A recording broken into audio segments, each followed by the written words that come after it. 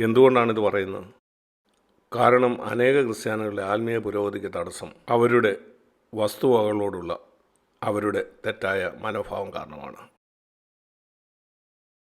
ഇവിടെ പറയുന്നു, തനിക്കുള്ളതൊക്കെയും വിട്ടുപിരിയുന്നില്ലെങ്കിൽ ആർക്കും എൻ്റെ ശിഷ്യനാകാൻ കഴിയുകയില്ല. 10% എല്ലാം. ഞാനൊന്നും സ്വന്തമാക്കുന്നില്ല. എൻ്റെ കയ്യിൽ പല കാര്യങ്ങളുമുണ്ട്, എന്നാൽ ഞാനൊന്നും കൈവശമാക്കുന്നില്ല. ഞാൻ പറയും എല്ലാം കർത്താവിൻ്റെയാണ്. നിങ്ങൾ ദൈവത്തെ കബളിപ്പിക്കാൻ ശ്രമിക്കരുത്. അതിന് നിങ്ങൾക്ക് കഴിയില്ല. നമുക്ക് പറയാം, കർത്താവ് എല്ലാം നിൻ്റേതാണ്, എനിക്കറിയാം ഒന്നും കൊടുക്കേണ്ടി വരില്ലെന്ന്. ശരി, ഇത് ദൈവവും നിങ്ങളും തമ്മിൽ നടത്തുന്ന ഒരു ഇടപാടാണ്. ദൈവം നിങ്ങളെ ശോധന ചെയ്യും. കർത്താവേ, ഞാൻ തീരുമാനിക്കുന്ന എൻ്റെ സമയം നിൻ്റേതാണ്, എങ്ങനെ ചിലവഴിക്കണമെന്ന് അങ്ങ് പറയാം. ചിലപ്പം എനിക്കൊരു കാര്യം ചെയ്യാനുണ്ട്, ദൈവത്തിനും എന്നെ കൊണ്ടൊരാവശ്യമുണ്ട്.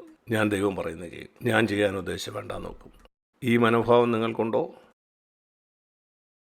എന്തുകൊണ്ടാണ് ക്രിസ്ത്യാനികൾ ആത്മീയ പുരോഗതി പ്രാപിക്കാത്തത്? ഞാൻ നിങ്ങളെ പറഞ്ഞ് മനസ്സിലാക്കാൻ ശ്രമിക്കുകയാണ്. ഞാൻ പ്രതീക്ഷിക്കുന്നു ഇതെനിക്ക് വീണ്ടും പറയേണ്ടി വരില്ലെന്ന്. ഞാൻ പ്രതീക്ഷിക്കുന്നു ഇന്ന് നിങ്ങൾ കേട്ടത് നിങ്ങളെ ആഴത്തിൽ സ്വാധീനിക്കുമെന്ന്. നിങ്ങൾ പറയുക, കർത്താവേ, എനിക്കിത് പിന്നെയും കേൾക്കുകയല്ല വേണ്ടിയത്. ഞാൻ മുമ്പ് ഇതേപ്പറ്റി കേട്ടിട്ടുണ്ടോ? ഇതെന്നെ ആഴത്തിൽ ഇന്ന് സ്വാധീനിക്കണേ. നാം ആത്മീയ പുരോഗതി എന്ന് പറയുമ്പോൾ അത് നടക്കുന്ന പോലെ ഓടുന്ന പോലെയാണ്. വേദപുസ്തകം പറയുന്നു അത് നാം കാണുന്നത് എബ്രായ ലേഖനം 12-ാം അധ്യായത്തിലാണ്. അത് നോക്കുന്നതിന് മുമ്പ് നമുക്ക് എബ്രായർ 10:25 നോക്കാം. എബ്രായർ 12 പോകുന്നതിന് മുമ്പ് നമുക്ക് ഈ വാക്യം ഒന്ന് നോക്കാം.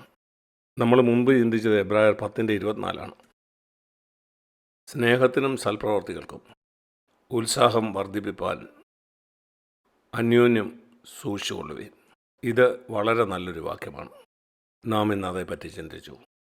മറ്റുള്ളവരെ സ്നേഹിപ്പാനായിട്ട് എനിക്ക് എങ്ങനെ ഉത്സാഹിപ്പിക്കാൻ കഴിയും? അതിന് ഒന്നാമത് ദൈവം എനിക്ക് സ്നേഹം തരണം. പരിശുദ്ധാത്മ ശക്തിയിലൂടെ സ്നേഹിക്കാനുള്ള കഴിവ്. എങ്ങനെയാണ് മറ്റുള്ളവരെ സ്നേഹിക്കാനായിട്ട് ഒരാളെ ഉത്സാഹിപ്പിക്കുന്ന ഒരു പ്രവൃത്തി ചെയ്യാൻ കഴിയുന്നു? എന്നെ മാത്രം സ്നേഹിക്കുന്ന കാര്യമല്ല, എല്ലാവരെയും സ്നേഹിക്കുന്ന കാര്യം. അതുപോലെ സൽപ്രവർത്തികളിലൂടെ ആ സ്നേഹം വെളിവാക്കാൻ, അതിന് പ്രത്യേകിച്ചൊരു സൂത്രമൊന്നും എൻ്റെ കയ്യിലില്ല. പരിശുദ്ധാത്മാവ് പറയും എങ്ങനെയാണ് നിങ്ങൾക്ക് മറ്റുള്ളവരെ സ്നേഹത്തിൽ ഉത്സാഹിപ്പിക്കാൻ കഴിയുന്നത്. അത് നിങ്ങൾ കുടുംബത്തിൽ ആരംഭിക്കണം. സ്നേഹിക്കാനായിട്ടും സൽപ്രവൃത്തി ചെയ്യാനായിട്ടും എങ്ങനെ നിങ്ങളുടെ പങ്കാളിയെ നിങ്ങൾക്ക് ഉത്സാഹിപ്പിക്കാൻ കഴിയും?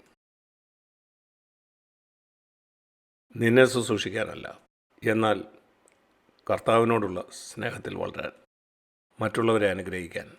കർത്താവെ, മറ്റുള്ളവർക്ക് എൻ്റെ കുടുംബം ഒരു അനുഗ്രഹമാകാൻ എനിക്ക് എന്ത് ചെയ്യാൻ കഴിയും?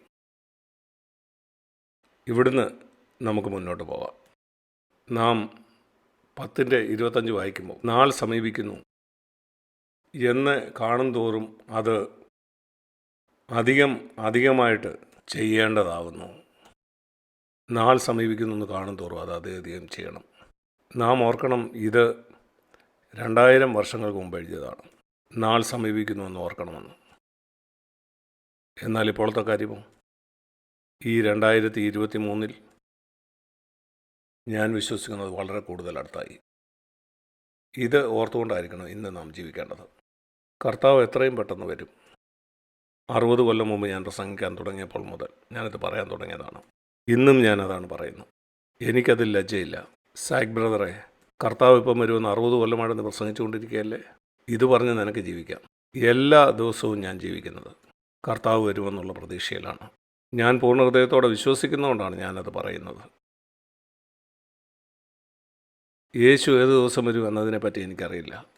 യേശു ഈ ഭൂമിയിലായിരുന്നപ്പം അവനെന്താ പറഞ്ഞത്?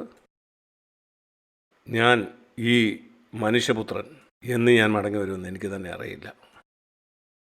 എന്നാൽ ഇന്ന് അനേക ആളുകൾ യേശു മടങ്ങി വരുന്ന ദിവസത്തെക്കുറിച്ച് അവർ പ്രവചിക്കുന്നു. യേശുവിനേക്കാൾ കൂടുതൽ അവർക്കറിയാവുന്നതാണ് അവർ ചിന്തിക്കുന്നത്.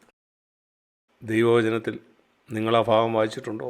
ഏത് നാളിലാണ് മടങ്ങി വരുന്നതെന്ന് അവൻ അറിയില്ല എന്ന് പറയുന്ന ഭാഗം ഇന്നവൻ അറിയാം, കാരണം അവൻ സ്വർഗത്തിലാണ്. ഇന്ന് യേശുവിനോട് നീ മടങ്ങി വരുന്ന ദിവസം ഏതാണെന്ന് ചോദിച്ചാൽ അവൻ അറിയാം, എന്നാൽ അവൻ പറയില്ല. എന്നാൽ അവൻ ഈ ഭൂമിയിലായിരുന്നപ്പോൾ താൻ രണ്ടാമത് ഭൂമിയിൽ മടങ്ങി വരുന്ന ദിവസം ഏതാണെന്ന് അവൻ അറിയില്ലായിരുന്നു. കാരണം ഒരു മനുഷ്യനെന്ന തലത്തിൽ അവന് പരിമിതി ഉണ്ടായിരുന്നു. അവൻ ദൈവമായിരിക്കെ തന്നെ അവൻ പരിമിതപ്പെടുത്തി. നമുക്കറിയാമല്ലോ, നമ്മൾ നമ്മുടെ കുഞ്ഞുങ്ങളോടൊപ്പം കളിക്കുമ്പോൾ അവരുടെ നിലയിലാണ് നാം കളിക്കുന്നത്. നീ കുഞ്ഞായതുകൊണ്ടല്ല, നീ വളർച്ച പ്രാപിച്ച ആളാണ്. അവരോടൊപ്പം കളിക്കുമ്പോൾ അവരെ തോൽപ്പിക്കാൻ നമുക്ക് കഴിയും. എന്നാൽ അവരുടെ നിലയിലാണ് നാം കളിക്കുന്നത്. അങ്ങനെ മാത്രമേ അവരോടൊപ്പം കളിക്കാൻ കഴിയൂ. എല്ലാ നല്ല പിതാവും അങ്ങനെ ചെയ്യൂ. ഇതുപോലാണ് യേശു ഭൂമിയിൽ വന്നത്. അപ്പോഴും അവൻ ദൈവമാണ്. എന്നാൽ നമ്മുടെ നിലയിലേക്ക് അവൻ താണു വന്നു. നമ്മൾ ആ കുഞ്ഞുങ്ങളെ പോലെയാണ്. നമ്മുടെ നിലയിലേക്ക് അവൻ താണു വന്നു. നമ്മുടെ നിലയിലുള്ള ഒരാളെ പോലെയാണ് അവൻ നമ്മളോട് ഇടപെട്ടത്. ഏത് ദിവസം അവൻ മടങ്ങി വരുന്നതെന്ന് എനിക്കറിയില്ല. എന്നാൽ ഞാൻ വിശ്വസിക്കുന്നു നമ്മൾ ജീവിക്കേണ്ടത് എപ്പോൾ വേണേലും അവൻ മടങ്ങി വരാമെന്നുള്ള ധാരണയിലാണ്. ആ ബുദ്ധിയുള്ള കന്യകമാരുടെ വിളക്കുകൾ എപ്പോഴും കത്തിക്കൊണ്ടിരുന്നു.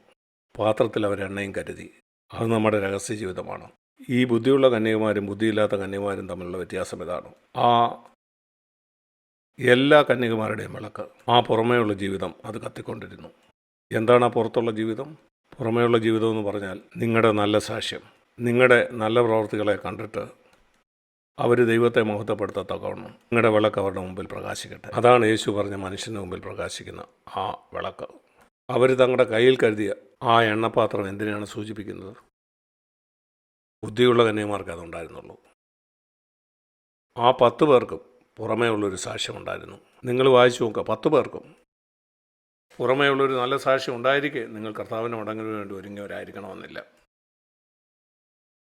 നിങ്ങളതേപ്പറ്റി ചിന്തിച്ചിട്ടുണ്ടോ? പുറമേ നിങ്ങൾക്കൊരു നല്ല സാക്ഷ്യം ഉണ്ടെന്ന് പറഞ്ഞാണോ നിങ്ങൾ ദൈവത്തെ സ്തുതിക്കുന്നത്?